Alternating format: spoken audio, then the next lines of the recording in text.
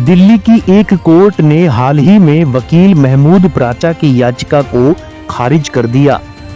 प्राचा की याचिका में सुप्रीम कोर्ट के 2019 के अयोध्या फैसले को अमान्य घोषित करने की मांग की गई थी। जिला न्यायालय के समक्ष प्राचा ने अपनी याचिका में इस मुद्दे पर उनके मुकदमे को खारिज करने के सिविल न्यायालय के आदेश को चुनौती दी थी। याचिका में प्राचा ने दावा किया था कि तत्कालीन सीजेआई डी.वाई. चंद्रचूड़ ने एक भाषण में कहा था कि अयोध्या फैसला भगवान श्री राम लला द्वारा किए गए समाधान पर आधारित था। इस पर कोर्ट ने स्पष्ट किया कि जस्टिस चंद्रचूड़ ने केवल यह कहा था कि उन्होंने भगवान से मार्गदर्शन की प्रार्थना की थी, न कि किसी पक्ष से कोई समाधान प्राप्त किया।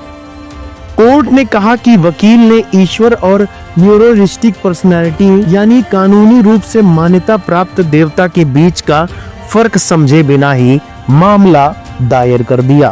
पटियाला हाउस कोर्ट के जिला न्यायाधीश धर्मेंद्र राणा ने कहा कि प्राचा का मामला तुच्छ, गलत धारणा वाला और न्यायिक प्रक्रिया का दुरुपयोग था।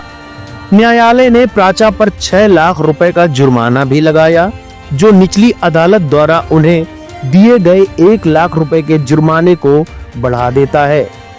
हालांकि कोर्ट ने स्पष्ट किया कि जस्टिस चंद्रचूड़ के भाषण का गलत अर्थ निकाला गया।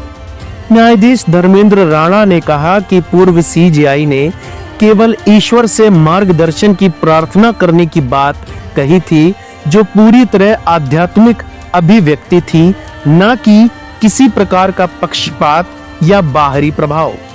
अदालत ने यह भी कहा कि अपीलकर्ता कानूनी व्यक्तित्व, ज्यूरिस्टिक पर्सनालिटी और ईश्वर के बीच के फर्क को समझने में असफल रहे।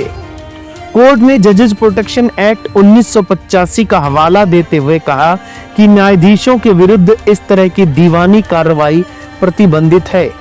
कोर्ट ने प्राचा के कदम को कानून का मजाक बनाने की प्रवृत्ति बताया, साथ ही कहा कि ऐसे मामलों को रोकने के लिए कड़ा जुर्माना आवश्यक है।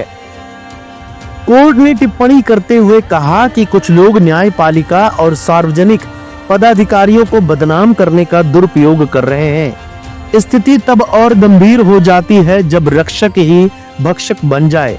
अंततः कोर्ट ने निचली अदालत के फैसले को बरकरार रखते हुए प्राचा की अपील खारिज कर दी और उन पर लगाया गया जुर्माना बढ़ाकर 6 लाख रुपए कर दिया। इस खबर के बारे में आपका क्या कहना है, हमें कमेंट बॉक्स में जरूर बताएं।